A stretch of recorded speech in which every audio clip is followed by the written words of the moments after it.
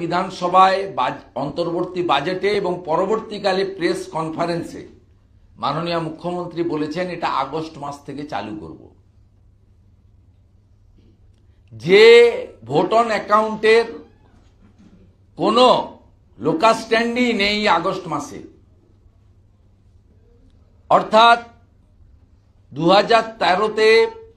Budget বইতে লেখা যুব উৎসাহ প্রকল্প, যা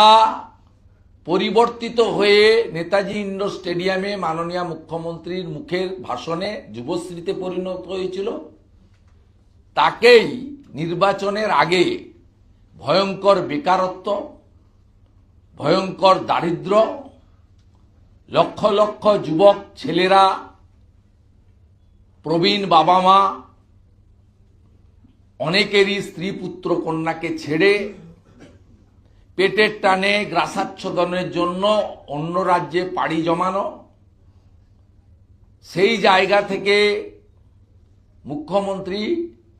তাদের সঙ্গে যে প্রতারণাটা করেছেন নাম বদলে এবং ভোট অন অ্যাকাউন্টের মেয়াদ উত্তীর্ণ একটি প্রতিশ্রুতি দিয়ে, এটা আমি মনে করি শতাব্দীর সবচেয়ে বড় মিথ্যাচার বেকার যুবক যুবতীদের প্রতি।